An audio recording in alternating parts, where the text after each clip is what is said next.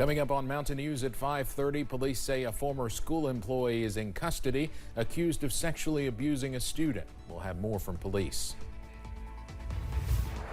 Plus, we'll show you how one local school district is adapting to Kentucky Senate Bill 181 and the challenges it presents.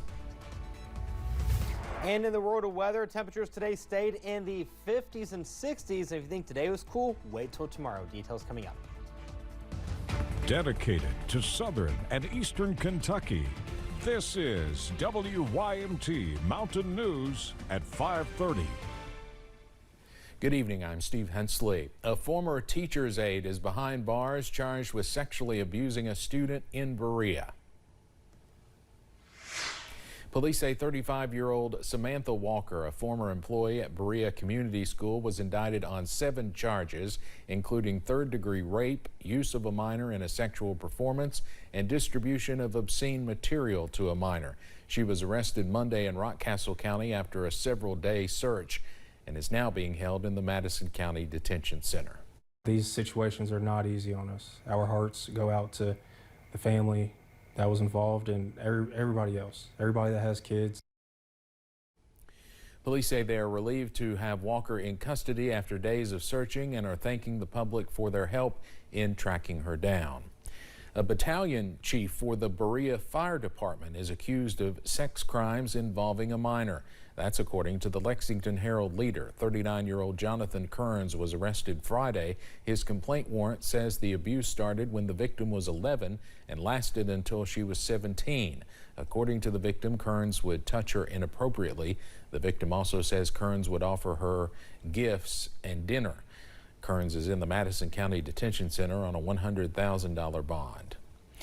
Caught at court days. 3 men police say are in the U.S. illegally are accused of buying guns at the Mount Sterling Festival.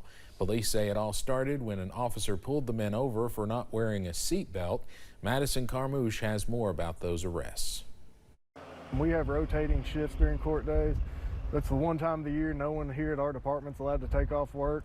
Mount Sterling Police Captain Kaylin Perdue says during Mount Sterling court days, it is all hands on deck. This includes help from federal agencies like the Bureau of Alcohol, Tobacco, Firearms, and Explosives, or ATF, to help them find people buying and selling firearms illegally. On this particular day, they noticed some people purchasing firearms.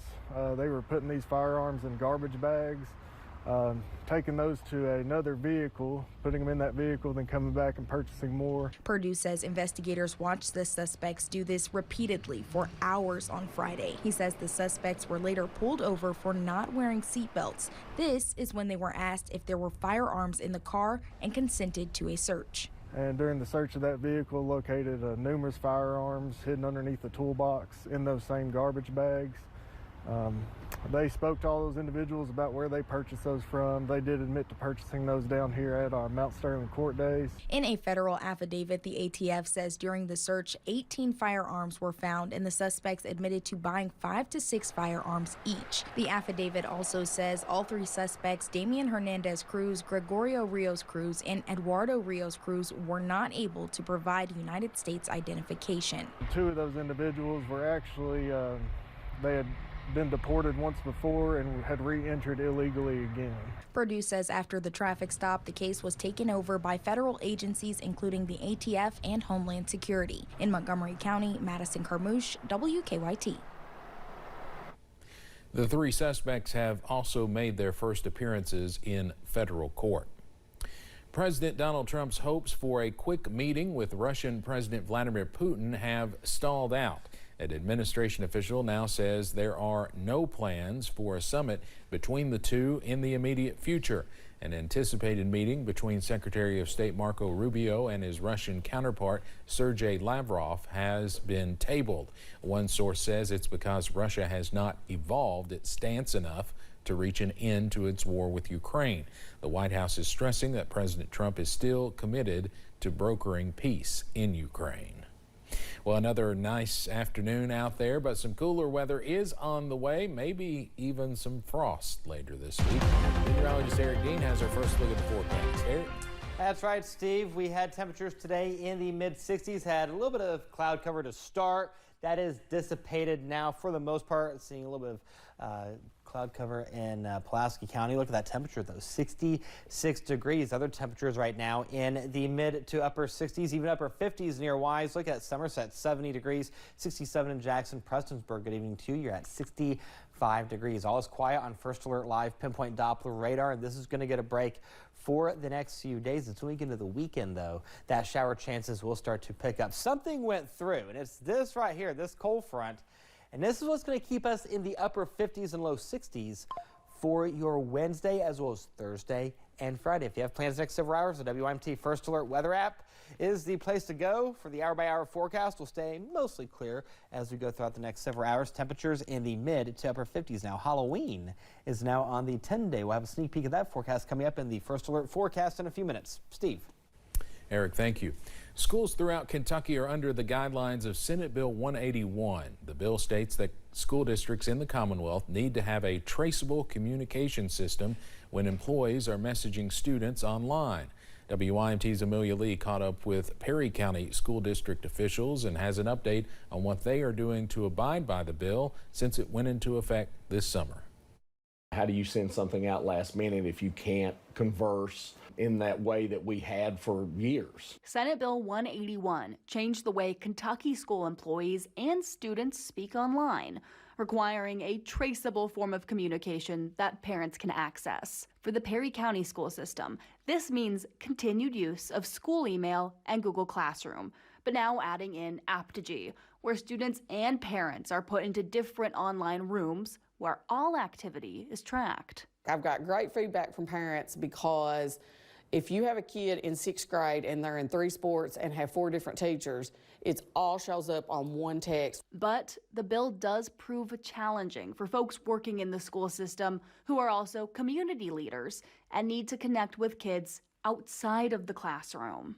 For me, my son, I know when he was in high school, I had his friends with me on vacations and things like that.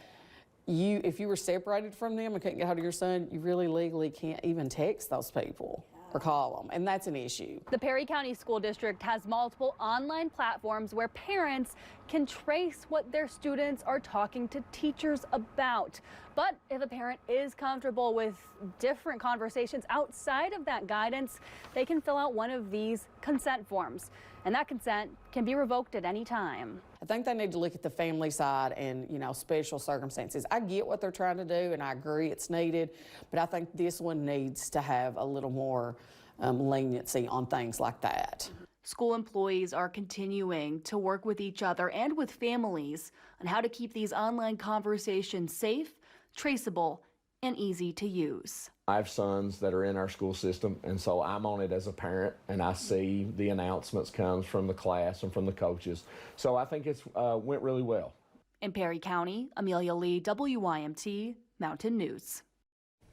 We have more on this, plus a link to Senate Bill 181 on our website, WYMT.com, and the WYMT News app.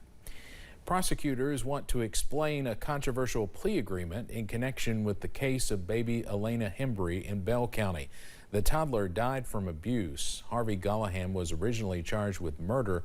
Recently, he reached a plea deal for lesser charges. Commonwealth's Attorney Michael Taylor has said that Gallahan's testimony was key in convicting baby Elena's mother, Erica Lawson, of murder.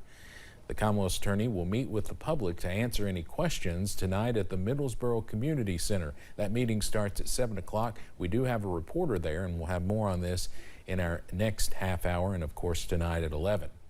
But next year on Mountain News at 5:30. Kentuckians lost millions to fraud last year, with seniors hit hardest. Experts are helping folks protect their money from scammers. And we'll see temperatures in the upper 50s and low 60s for tomorrow, but will we warm up anytime soon? Details coming up.